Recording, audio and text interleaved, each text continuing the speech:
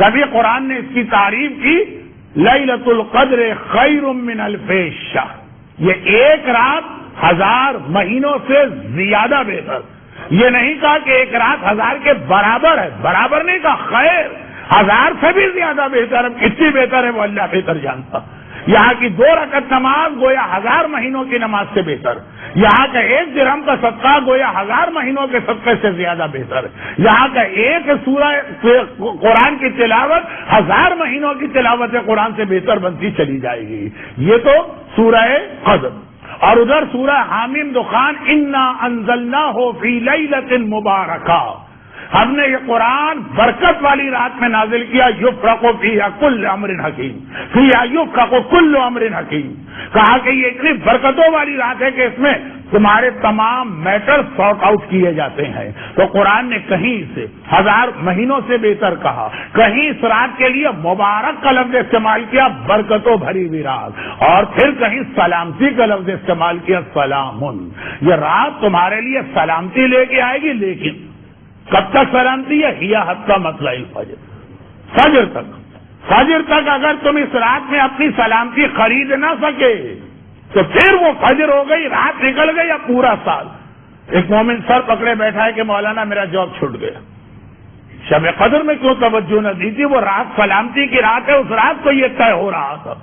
دوسرا مومن سر پکڑے بیٹھا ہے کہ مولانا جوان بیٹا ہے اور مثلا معلوم ہوا اس وقت ICU میں پہنچا ہوا، ایکسیڈنٹ ہو گیا، یہ کیا میرے گھر پہ مصیبت آئی.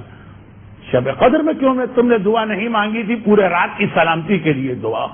جب یہاں تک روایتوں میں لکھا کہ اللہ تو آپ کے سارے معاملات لکھ لیتا، لکھنے کے بعد فرشتے کہتے خدا بندہ دے دے کہ اس پہ ہم کو عمل کرنا ہے. نہیں، ابھی رک جاؤ، شاید فجر تک یہ ان میں سے کسی حکم کو بدلوا دے. اللہ نے لکھ لیا ہے. ایک تو مسئلہ یہ ہے کہ ابھی اللہ نے لکھا ہی نہیں ہے، اور اب آپ دعا کریں گے پھر لکھا جائے گا کہ آپ کی تقدیر میں کیا. نہیں، اللہ نے آپ کی تقدیر لکھ لی. کتنی روزی ملے گی، کس کو صحت ملے گی، کس کی بیٹیوں کی شادیاں ہوں گی، کس کو مثلا حج کی سعادت ملے گی جو رمضان کی تو دعا میں روز آتا ہے، کس کو جاب ملے گا، کس کو ویزا ملے گا، کون سے بچے کو اپنی مثلا ایجوکیشن اچھے طریقے سے کمپلیٹ کریں، یہ سب اللہ نے لکھ لیا. مگر ابھی فرشتوں کو ہینڈ اوور نہیں کیا جا رہا، ہے روک کے رکھا جا رہا. خیر جاؤ، فجر ہونے دو، شاید یہ فجر تک اپنی اس تقدیر کو بدلوا دے. اور یہیں پر ایک چھوٹی سی بات عرض کر کے میں آپ آج کے موضوع پہ آتا ہوں. قرآن کریم نے کہا یمحو اللہ ما یشاء ویثبت، جو اللہ لکھ دے اللہ اس کو مٹا بھی سکتا. یہ مت سمجھنا کہ اللہ اپنے لکھنے کے بعد خود مجبور ہو جاتا. جو یہودیوں کا عقیدہ تھا کہ اللہ کے ہاتھ بند گئے، ایک بار لکھ لیا اللہ نے، اب ہاتھ بن گئے، خود کچھ نہیں کر سکتا. نہیں، لکھنے کے بعد مٹا بھی دیتا. تو کیسے مٹاتا؟ 3 چیزوں میں پروردگار نے اتنی طاقت رکھی ہے کہ لکھی ہوئی تقدیر آپ کی بدل سکتی ہے. لکھنے والا رب العالمین خالق کائنات، ہر شے پہ قدرت رکھنے والا، اس نے لکھا اور وہ بھی بدلا جا سکتا. خاص 3 چیزیں ایسی ہیں جن میں اتنی طاقت. پہلی چیز میں ایک دفعہ پہلے بھی بتا چکا ہوں اور آپ سارا سال سنتے، مگر اہم ترین بات یہ ہے کہ جو چیزیں سارا سال آپ سنتے وہ آج کی رات بھی آپ کو یاد رکھنا ہے. آج سے مطلب جو کل رات آنے والی. مثلا اعمال شب قدر میں کہیں نہیں لکھا ہے کہ فجر کی نماز بھی پڑھنا. اور میں ذاتی طور پہ جانتا ہوں کہ کتنے لوگ ایسے ہیں کہ شب قدر کے اعمال کرنے کے بعد فجر کی نماز قضا کرتے ہیں. آپ کہیں گے ارے کون ہے ایسا؟ میں جانتا، ذاتی طور پہ جانتا ہوں. آج تو مجھے نہیں پتا، لیکن جب میری جوانی تھی اور میں جاتا تھا رضویہ کی مسجد میں نماز پڑھنے کے لیے تو کتنے لوگ ایسے ملتے. بھائی مولانا وہ فجر کی نماز تو 12 سال کا مسئلہ، ہم تو اعمال کرنے آئے، اعمال کی کسی کتاب میں دکھا دیجئے کہ فجر کی نماز بھی ضروری. فجر کی نماز تو بہت اسٹرانگ مثال ہے جو آپ لوگ یقین ہی نہیں کر رہے ہیں. لیکن بہرحال نماز شب بھی چھوڑنے والے کتنے لوگ ہم کو ملے. اعمال شب قدر میں نماز کا الگ سے تذکرہ نہیں. چنانچہ اس لیے آپ کہیں کہ نماز شب ہم نہیں پڑھیں گے، یہ اعمال میں کہا اس کے لیے تو باقی سال کی راتیں. ایسا نہیں، جو چیزیں باقی راتوں میں اہم ہے آج کی رات 1000 گنا زیادہ اہم ہو جاتی ہے. اس کے بعد پھر نئی چیزیں آتی ہیں. آج کی رات سے مطلب ہے شب قدر جو کل آئے گی اس کے حوالے سے بات. صدقہ، عام زندگی میں آپ کو معلوم ہے کہ صدقے میں اتنی طاقت ہے کہ عام زندگی میں بھی تقدیر بدل سکتا ہے صدقہ. عام زندگی میں بھی آج کی رات تو ہے تقدیر بدلنے کی رات، جو راتیں تقدیر بدلنے کی نہیں ہے اس میں بھی صدقے میں اتنی طاقت، بیمار کو شفا ملتی، بے روزگار کو روزگار ملا کرتا، آدمی کے کتنے ہی مشکل 70 بلاؤں کا حل ہے صدقہ، یہ تو آپ نے سنا کل رات۔ کوئی خاص نیت کی ضرورت نہیں، صدقے کی نیت سے جو آپ کے استطاعت میں 5 درہم صحیح، یہ وہ چیز ہے جو تقدیر کو بدلنے والی ہے۔ نمبر 2 دعا، خود دعا جو آپ پوری رات مانگیں گی، خود دعا میں اتنی طاقت ہے کہ دعا تقدیر کو بدل دیتی ہے۔ اللہ کا عذاب جب آتا ہے تو ٹلتا نہیں، قوم یونس پر عذاب آیا اور واپس چلا گئے، کیوں؟ دعا کی وجہ۔ ساری قوم ایک بار سچے دل کے ساتھ اللہ سے دعا مانگ رہی، عذاب خدا جسے کوئی نہیں ٹال سکتا، دعا میں اتنی طاقت ہے کہ عذاب خدا تک کو ٹال سکتا ہے، تو ہماری زندگی کے یہ عام مسئلہ ہے۔ لیکن دعا میں 2-3 باتیں یاد رکھیے گا، وہ اسی کے لیے میں نے یہ عنوان آج کی رات کے لیے منتخب کیا، ورنہ دعا پہ تو آپ پورے اشعے سن چکے۔ 2-3 بہت چھوٹی بات۔ نمبر 1، دعا توجہ کے ساتھ مانگی جائے، وہ نہ ہو کہ جوش میں دعا شروع تو کر دی، مولانا نے جوشن صغیر کے بڑے فضائل پڑھے، دعا پڑھو، تھوڑی دیر کے بعد اب آپ ورق پلٹ کے گر رہے ہیں، کتنے باقی بچے، وہ زیادہ ہی لمبی دعا ہو گئی۔ ابھی آج کل تو یہ جو اسکرین پر اور سلائیڈ اور یہ پریزنٹیشن پاور پوائنٹ، اس میں تو پتہ ہی نہیں چلتا نا کہ کتنے صفحے رہ گئے، لیکن وہ تو ہم نے اپنی آنکھوں سے دیکھا۔ دعا مختصر ہو اور پوری توجہ کے ساتھ مانگی جائے، اس کا اثر زیادہ۔ اتنی ہی لمبی چوڑی دعا سے ہے کہ جس دعا کے درمیان آدمی کا دماغ کہیں سے کہیں پہنچ جائے۔ دعا میں پوری توجہ، کنسنٹریشن۔ نادر شاہ درانی کا واقعہ ہے، اگرچہ جاہل مطلق ہے یہ انسان اور کوئی ہمارے کرائیٹیریا تو نہیں، لیکن کبھی کبھی اللہ نے اس کی زبان پہ حکمت کی ایسی بات جاری کی کہ بڑے بڑے علماء تک حیران ہو گئے کہ کس طرح اللہ نے اس کی زبان پہ ایسے کلمے جاری ہے۔ اس نجف اشرف کے گنبد میں قرآن کی کون سی آیت لکھی جائے، اسی کا واقعہ۔ اب دیکھیں وقت نہیں ہے تو میں اشارہ کر کے آگے بڑھتا ہوں۔ کازمین پہنچا، زیارت کے لیے مولا کے حرم میں داخل ہوں، پورے 14 معصومین میں سے ہر ایک باب الحوائج ہے، لیکن لقب جو عطا ہوا باب حوائج کا وہ ہمارے 7ویں امام کو عطا ہوا، کازمین کا ہوا باب الحوائج۔ ہر امام باب الحوائج، کیا نجف باب الحوائج نہیں ہے؟ کیا کربلا میں آقا حسین باب الحوائج نہیں؟ کیا مشہد میں میرا 8واں امام باب الحوائج نہیں؟ لیکن کچھ ایسی وجوہات تھی کہ یہ لقب ملا ہے 7ویں امام کو، باب الحوائج۔ روزے میں داخل ہو، جب روزے میں جا رہا، بالکل جاہل مطلب، ایک ایسا منظر اس نے دیکھا جو ہم اور آپ بھی دیکھتے رہتے ہیں، ہمارے پاس تو بڑی معلومات ہے، ہم تو مراجع کو چیلنج کیا کرتے ہیں کہ آپ کو فتویٰ دینا کہاں ہے، ہم آپ کو بتاتے ہیں فتویٰ کیسے دیتے، بہت احترام ان کا کرنے تو کہتے ہیں کہ اس طرح فتویٰ مت دیجیے، پہلے سب کی ایک میٹنگ بلائیے اور یہ دیکھیے کہ آپ کے درمیان کیا طے پا رہا، آپ کے فتوے نے ہماری عیدوں کے اندر خرابی پیدا کر دی ہے، لیکن ہم کبھی توجہ نہیں دیتے، ہم جو مرضی کے اوپر ڈائریکٹ ہاتھ ڈالنے والے۔ اور جاہل مطلق ایک منظر دیکھا، ایک دم چکرا گیا، کیا دیکھا؟ یہ آپ کو ہر قوم کے مقدس جگہوں پہ یہ منظر ملے گا، کوئی توجہ نہیں دیتا۔ ایک بار اس نے دیکھا کہ سڑک کے اوپر ایک لائن لگی ہوئی ہے، جو دروازے کی جانب سڑک جا رہی ہے جس سے آدمی انٹر ہو روزے میں، ایک لائن لگی ہوئی ہے، فقیر بیٹھے ہوئے بھیک مانگ رہے ہیں، اور فقیروں کا مسئلہ بھی یہی کہ جتنا زیادہ ہینڈی کیپ یا ڈس ایبلڈ یا جسمانی اعتبار سے برا ہوگا اتنا زیادہ وہ کما کھائے گا، لیکن جو مسئلہ شادی کا ہے اس کا بالکل الٹ، تو لڑکی بڑی خوبصورت ہے، بہت گوری ہے، بہت ہی اچھی ہے، اس کو پہلے سے ہی لوگ کہتے ہیں کہ بھائی اس کی سے شادی، ایک سے ایک رشتے اس کے آئیں گے، یہ سب پلس پوائنٹ۔ فقیر کا تو نہیں ہے، فقیر تو اگر اندھا ہوگا، لنگڑا ہوگا، لولا ہوگا، ہاتھ پاؤں ٹوٹے ہوئے ہوں گے، یہ اس کا پلس پوائنٹ، اتنا زیادہ وہ کما کھائے گا۔ چنانچہ سارے فقیر بیٹھے، ایک لائن، ایک جگہ پوری بنی ہوئی ہے جس میں سارے اندھے فقیر۔ اندھا فقیر جو ہے وہ زیادہ پاپولر ہوتا ہے، اس کی آمدنی زیادہ ہوتی، اور جو کہ ٹیکس فری آمدنی ہوتی ہے، اس لیے جب مرتا ہے تو پتہ چلتا کہ کتنا چھوڑ کے گیا اس نے دیکھا۔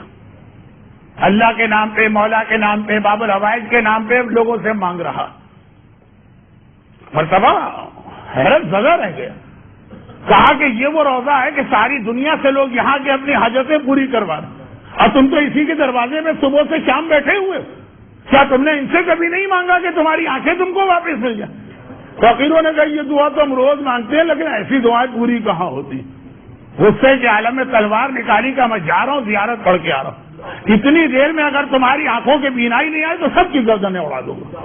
نادر شاہی حکم اردو میں ایک محاورہ بھی ہے کہ جو زبان سے نکل گیا سو نکل گیا زیارت کی اور جس مقصد کے تحت آیا تھا روزہ دیکھا اور پھر باہر نکلا، جیسے ہی باہر نکلا یہ سارے فقیر اس کے پیروں پہ گر پڑے۔ مرسی پٹیشن، رحم کی درخواست کر رہے ہیں؟ نہیں، کہہ رہے ہیں کہ اے نادر شاہ تیرا آنا کتنا مبارک ہوا، ہم 40 سال سے دعا مانگ رہے تھے ہماری دعا قبول نہ ہو، اور ادھر تو آیا اور ہم نے ایک دعا مانگی، ایک لمحے میں دعا قبول ہو گئی، سب کو بھی نہیں مل گئی۔ اب وہ جاہل مطلق مسکرا کے کہتا یہ بات نہیں، آج سے پہلے تم نے اوپری دل سے دعا مانگی تھی، آج جو ننگی تلوار تم نے دیکھی ہے نا تو دل کی گہرائی سے دعا مانگی ہے، جو دعا دل کی گہرائی سے مانگی جائے وہ فوراً قبول ہو جاتی ہے۔ تو بجائے اس کے کہ بار بار صفحے پلٹ کے دیکھے جائے کتنی دعا رہ گئی، ایک مختصر سے دعا، یہ پہلا اصول ہے اور بہت اہم اصول۔ تو پورا سال آپ کو اللہ سے جو مانگنا اس سے پہلے دیکھیں پورا سال آپ نے اللہ کی کیا کیا مخالفت کی۔ توبہ کا موقع ہے، کل دو بہت اہم دعا ہیں، دعائے مکارم الاخلاق اور دعائے توبہ۔ کل کی یہ دو بہت اہم دعا ہے نا، آپ کو بتانے کی ضرورت تو نہیں، وہ فرفر پڑھنے کی دعائیں نہیں ہیں۔ دعائے مکارم الاخلاق میں دیکھیے کہ کیا کیا کانٹے ہمارے اندر لگے ہوئے، ان کو نکالے بغیر آگے نہیں بڑھ سکتے آپ۔ ایک ایک جملہ آتا ہے، اپنا جائزہ لیجئے مجھ میں یہ ہے کہ نہیں۔ کتنی ساری باتیں دعائے مکارم الاخلاق پہ ایک اشرا تو آرام سے پڑھا جا سکتا ہے، خالی ایک مجلس بھی اگر ہوتی تو میں کچھ توجہ دے رہا تھا، لیکن کل دیکھیے گا اس کے ترجمے میں تکبر کا اس میں بھی تذکرہ، عجب کا اس میں بھی تذکرہ، حسد کا اس میں بھی کل کی رات کس بات کا نام کہ اپنے بدن میں اپنی روح میں پیوست کانٹے نکالیے اور دعائے توبہ کیجیے تاکہ پھر وہ معاف ہو جائیں۔ پھر آئندہ سال، پچھلا سال کا اپنا جائزہ لیجیے، آئندہ سال کے لیے اللہ سے مانگیے جتنا اللہ سے قریب ہو سکتے ہو۔ اب اللہ سے کیسے قریب ہو؟ یہاں پہ حضرت موسیٰ کی ایک تفصیلی حدیث کا صرف ایک جملہ جو علامہ مجلسی نے بہار میں نقل کی۔ حضرت موسیٰ نے کہا خدا بندہ میں تیری انتہائی قربت چاہتا ہوں، کاش شب قدر کی 2 رکعت نماز پڑھا کر، جو شب قدر میں یہ نماز پڑھتا ہے وہ مجھ سے انتہائی قریب ہو جاتا۔ دیکھیے ویسے تو ہر نماز کی خصوصیت ہے صلاۃ و معراج المومن، ہر نماز بندے کو اللہ کے قریب کرتی، لیکن وہ جو اعمال شب قدر میں 2 رکعت نماز ہے کہ راوی نے پھر پوچھا تھا امام سے کہ مولا یہ موسیٰ کی کون سی نماز تھی؟ وہ حدیث تو آپ نے سن لی کہ جب مولا نے ایک بار جناب خضر کے فضائل بتائے، مگر ساتھ میں یہ کہا خضر کو یہ بلند مرتبہ دعا کے پڑھنے سے ملا، تو کمیل نے پوچھ لیا تھا نا کہ مولا وہ کون سی دعا؟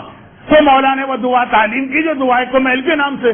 تو ادھر جب امام نے کہا کہ موسیٰ نے کہا قریب ہونا چاہتا ہوں، اے خدا تجھ سے سب سے قریب کون ہوتا؟ کہا جو شب قدر میں 2 رکعت نماز پڑھتا۔ امام اصل میں بتائیے رہے کہ جیسے قرآن نے کہا کتب علیکم الصیام کما کتب علی الذین من قبلکم، اللہ نے روزے بھی ہر امت پہ فرض کیے ہیں، اسی طرح اللہ نے شب قدر بھی ہر امت کو عطا کی ہے۔ بیان یہ کر رہے ہیں شب قدر بھی ہر امت پہ آئی ہے جیسے روزے آئے، اس میں یہ حدیث آ گئی کہ جب موسیٰ نے کہا تیری قربت چاہتا ہوں، کہا شب قدر میں 2 رکعت نماز۔ اب موسیٰ اور اللہ تو جانتے ہیں نا، ہمارا تو نہیں جانتے۔ راوی نے فوراً کہا مولا یہ کون سی نماز تھی جس کو پڑھنے سے آدمی اللہ سے، امام نے فرمایا 2 رکعت نماز جس میں ہر رکعت کے بعد 7 بار قل هو اللہ بھی ہے اور آخری نماز میں توبہ بھی، استغفر اللہ واتوب الیہ۔ تو یہ نماز وہ ہے جو آپ کو اللہ کے بہت زیادہ قریب کر دیتی۔ اب قریب کرنے کا ہونے کا فائدہ کیا؟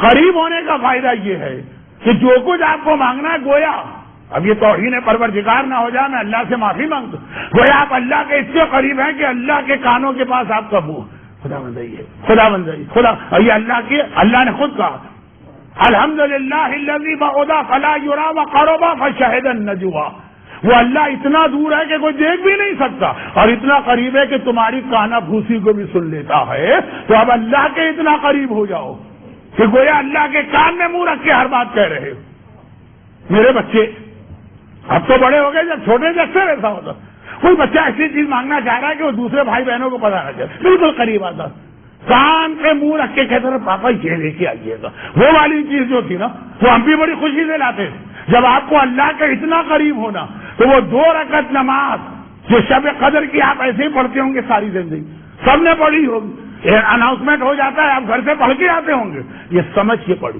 اور اسی لیے ہمارے شب قدر کے آغاز میں وہ نماز ہے۔ ابھی آپ کو سب کچھ مانگنا، پہلے قریب تو ہو جائے نا، اللہ کے اتنے قریب ہو جائے گی اب آپ مانگیے جو آپ کو مانگنا ہے۔ یہ دعا کی طاقت بھی ہے جو ناممکن کو ممکن کر دیتی ہے، قوم یونس کا عذاب، مگر پھر وہ دعا آپ جتنا قریب سے قریب ہو کے مانگے، ابھی باتیں بہت، مگر تیسری اور آخری چیز، اور 3 چیزیں میں نے کہیں تھی نا آپ کی تقدیر بدلیں گی، اب اگر یہ تیسری چیز میں پرسوں بتاؤں اور کل کی رات گزر چکی ہوگی تو دعا کا کچھ بیان اگر رہ بھی جائے تب بھی ایک اوور آل دعا کے حوالے سے کچھ اصول آپ کے سامنے آ گئے۔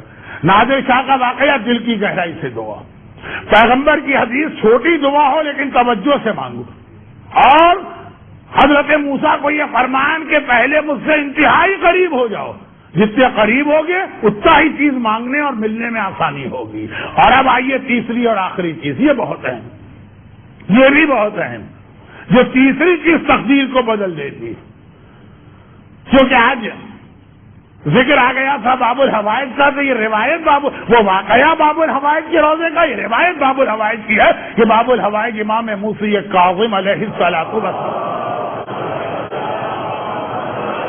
ارشاد فرمائے، بنی اسرائیل بہت مشہور واقعہ ہے، شب قدر میں خاص یاد کرنا، اور کسی خاص وجہ سے میں اس کو اس وقت پڑھ رہا ہوں۔ بنی اسرائیل بہت مشہور واقعہ، میں بہت جلدی جلدی چھلانگے لگاتا ہوا نتیجے پہ آپ کو پہنچاتا ہوں۔ ایک نوجوان شادی شدہ، ارے خاص اللہ نے اس کو ایک نعمت یہ بھی دی کہ جتنا وہ نیک و دیدار اتنی اس کی بیوی، عام طور پہ ایسا نہیں ہوتا، شوہر بہت اچھا ہوتا ہے تو بیوی بڑی خطرناک ہو جاتی ہے، بیوی بڑی نیک ہوتی ہے تو شوہر بڑا خونخوار ہو جاتا، لیکن اللہ نے ایک بہت اچھا میچ بنایا، غربت بہت زیادہ، محنت بھی پوری کر رہا، دعا بھی پوری مانگ رہا، ایسا بھی نہیں کہ محنت میں کمی ہے، محنت پوری، ایسا بھی نہیں کہ دعا نہ مانگتا، دعا بھی پوری نہیں، اور واقع بڑھتے چلے جا رہے، مگر یہ دعا کا ایک اصول امام نے بتایا، فقیر کی طرح دعا مانگو، دروازے کو کھٹکھٹاؤ کھٹکھٹاؤ کھٹکھٹاؤ کھٹکھٹاؤ، کبھی نہ کبھی گھر والا دروازہ کھول ہی دے گا۔ مانگتا رہا، دعا مانگتا رہا، اور غربت اور پریشانی مانگتا رہا۔ ایک رات خواب میں فرشتہ آیا، بہت مختصر کر رہا ہوں، اور کہا کہ اگرچہ اللہ نے تیری تقدیر میں یہ لکھا تھا، تقدیر بدلی جا رہی۔ کون سی چیز تقدیر بدلتی؟ کل رات آپ کو بہت ضرورت ہے ایسی چیزوں کی۔ تیری تقدیر میں یہ لکھا تھا کہ مرتے دم تک تیرے حالات بہتر نہیں ہوں گے، مگر اتنی دعا تو نے مانگی کہ اللہ نے تیری زندگی کے آدھے حصے تقدیر بدل دی۔ اب میں یہ جملہ میں خود اپنی طرف سے کہتا ہوں، بہت حدیث پڑھی کہ مثلا اس کی زندگی میں ابھی 30 سال باقی، تو کہا 15 سال اللہ نے تمہارے لیے غربت کو ختم کر دیا اور سارے عیش و آرام۔ کون سے 15 سال چاہیے؟ چوائس اور اختیار تیرا۔ کہا لیکن چونکہ یہ مسئلہ خالی میرا نہیں ہے، میری بیوی بھی میرے ساتھ مشورہ کرنا۔ کہا ٹھیک، کل پھر میں آؤں گا اور تم سے پوچھوں گا۔ اب یہ والا مشورہ ایسا ہے کہ بالکل بیوی سے لیا جائے۔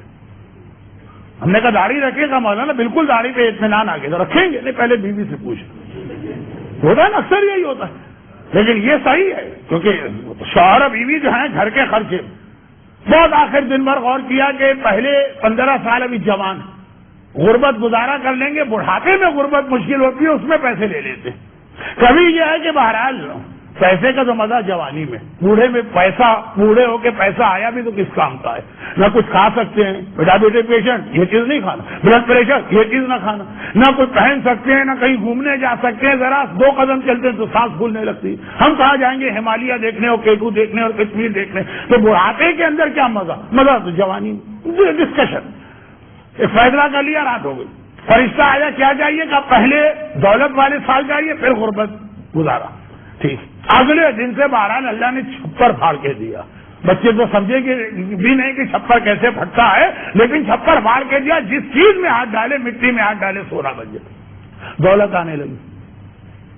خدا جب حسن دیتا ہے نزاکت آ ہی جاتی ہے۔ دولت جب آتی ہے تو اپنے ساتھ اتنی خرابیاں لے کے آتی کہ جو آدمی پہلے سے بھی ارادہ کر کے بیٹھا نہیں نہیں میں دولت والا بنوں گا، میں تکبر نہیں اختیار کروں، میں مغرور نہیں بنوں گا، وہ پرانے دولت والے سے زیادہ متکبر بنتا. خیر یہ ایک الگ موضوع ہے. اب وقت نہیں رہا. میرے پاس ہمت طاقت توانائی بہت ہے، آپ کا جوش بھی بہت ہے، لیکن وقت بھی ہم کو خیال کرنا ہے. آخری جملے جو اب جو دولت اگلے دن سے آنے لگی. بیوی نے کہا دیکھو ہم نے غربت دیکھی، ہمیں پتا ہے فاقہ کتنی بری چیز، اللہ اتنا ہم کو دے رہا، ہم اپنے غریب رشتہ داروں میں ہی کیوں نہ تقسیم کر. شوہر نے بھی کہا بالکل ٹھیک ہے بسم اللہ. اب یہ خرچ کر رہے ہیں لیکن چونکہ وعدہ کا 15 سال غربت نہیں آئی، جتنا دے رہے ہیں اس سے زیادہ بڑھ کے مل رہا ہے. تو ویسے ہی اللہ کا وعدہ کہ 3 خرچے ایسے ہیں کہ جو کرے گا آخرت کا اجر اپنی جگہ دنیا میں بھی 70 گنا زیادہ ملے گا. ایک حج میں جو خرچ کرے گا، ایک اپنے والدین پہ جو خرچ کرے گا، اور تیسرا وہی جو واقعہ رشتہ داروں کو دینا شروع کیا قریب، لیکن وعدے کے پورے تھے. 15 سال فرشتے نے کہا تھا، 15 سال ہو گئے. شوہر اور بیوی نے کہا بس آج سے ہمارے عیش کے دن ختم ہوئے، کوئی پرانی تقدیر آ رہی. رات کو فرشتہ آیا، جیسے ہی شوہر نے دیکھا کہا مجھے پتا ہے تو کیوں آ رہا ہے اور میں تیار بھی ہوں اس کے لیے. مسکرا کے کہا پہلے بات تو پوری ہو جانے دو، میں اس لیے نہیں آ رہا، میں اس لیے آ رہا ہوں کہ اللہ نے اب تمہاری تقدیر پھر بدل دی ہے اور مرتے دم تک تمہیں اتنی ہی دولت عطا کرنا ہے. گھبرا کے کہا یہ تقدیر کیوں بدلی گئی؟ کہا یہ دعا کی وجہ سے نہیں بدلی گئی، یہ تمہاری اس نیکی کی وجہ سے بدلی گئی کہ جو تم نے رشتہ داروں کا حق ادا کیا ہے، اس نیکی میں اتنی بڑی طاقت ہے کہ یہ بھی تقدیر بدل جاتی ہے. تو اصل جملہ اب اس کے بعد سنیے اور آج کی بات ختم. اصل جملہ اس کے بعد رشتہ داروں کا اور کوئی حق ادا کریں کہ نہ کریں، ایک بات یاد رکھیے گا، اللہ سے جب کوئی دعا مانگے اللہ کہتا کہ یہی چیز اگر تمہارے پاس ہے تو کیا تم دوسروں کو دو گے جو مجھ سے مانگ رہے ہیں؟ میں تھوڑی سی اس کی مثال دے چکا ہوں اور آج اب اتنی ہمت نہیں ہے، وقت میں ابھی اتنی گنجائش نہیں ہے کہ میں اس کی اور مثالیں دوں. لیکن ایک بار آپ نے کہا خدا بندہ مجھے دولت چاہیے، لیکن اگر تمہارے پاس دولت آئی دوسرا کوئی مانگنے آئے گا دو گے کہ نہیں دو گے؟ یہ اللہ کا ایک اصول ہے، جو تم دوسروں کے ساتھ کرو گے وہی اللہ تمہارے ساتھ کرے. یہ راوی نے پوچھا بھی مولا قیامت بڑا سختی کا دن ہے کہ بڑا نرمی کا دن؟ کہا یہ تمہارے اوپر ڈیپینڈ ہے. اگر دنیا میں تم نے لوگوں کے ساتھ سختی کے ساتھ رویہ رکھا قیامت میں اللہ بھی سخت ہوگا، اور اگر دنیا میں تم لوگوں سے بہت نرم رہے ہو تو اللہ بھی قیامت کے دن تم سے نرم رہے گا. اللہ کا اپنا کوئی اصول نہیں ہے کہ سب کے ساتھ سختی کہ سب کے ساتھ نرمی. اسی لیے وہ جبار و قہار بھی ہے، وہی ارحم الراحمین بھی ہے. جیسے تم بنے ویسے اللہ قیامت میں تمہارے لیے بنے گا. اب اس کی حدیثیں بہت ہے، وقت نہیں. آخری جملے، سب سے پہلی چیز دولت سے بات کی چیز، ہم کل سب سے زیادہ اللہ سے ایک دعا مانگتے اللہ ہمیں معاف کر دے. بھائی نماز شب قدر کے بعد 70 مرتبہ کیا ہے؟ استغفر اللہ واتوب الیہ. عمل قرآن میں کیا ہے؟ توبہ. دعائے توبہ میں کیا ہے؟ توبہ. سب سے زیادہ ہم اللہ سے کہتے خدا بندہ ہماری غلطیاں اور گناہ معاف کر. تو اللہ پلٹ کے کہتا ہے اور جنہوں نے تمہارے خلاف کوئی جرم کیا ہے تم ان کو معاف کر رہے ہو کہ نہیں کر رہے؟ کل دعائے توبہ اور دعائے استغفر اللہ سے پہلے ہر مومن اور مومنہ اپنی اپنی جگہ دل کی گہرائی سے ان کو معاف کرے، پھر دعا شروع کرے.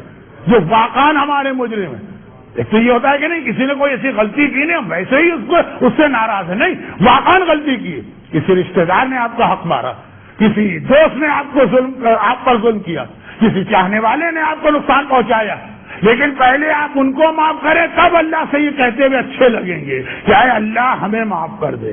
ہم سے معافی مانگنے آ رہے ہو اور جو دوسرے تمہارے ہیں ان میں سے کسی کو معاف کرنے کو تیار نہیں ہو.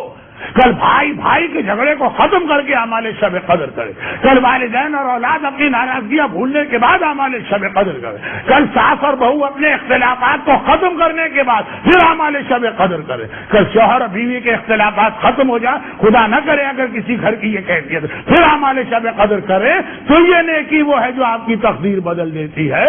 ورنہ جو اللہ سے مانگتے رہیں، دل میں کسی مومن کے خلاف کینہ ہے، دل میں کسی کے خلاف بغض ہے، دل میں کسی کے خلاف عداوت ہے، نہیں کینہ اور بغض نہیں ہے، واقعاً اس نے ہمیں نقصان پہنچایا لیکن پھر بھی اسے معاف کر دو. پھر اعمال شب قدر آپ دیکھیں کیسا آپ کے آئندہ پورے سال میں خیر اور خوبی لے کے آتے ہیں.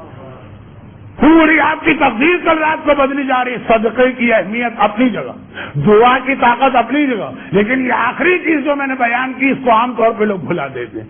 اللہ سے ہر چیز کی معافی مانگتے، خود کسی کو معاف کرنے کو تیار نہیں. پھر آپ بلائیے، پھر آپ اللہ کی بارگاہ میں دعا کریں گے، دعا کیسے قبول نہیں ہوتی. برحمتك يا أرحم الراحمين وصلى الله على محمد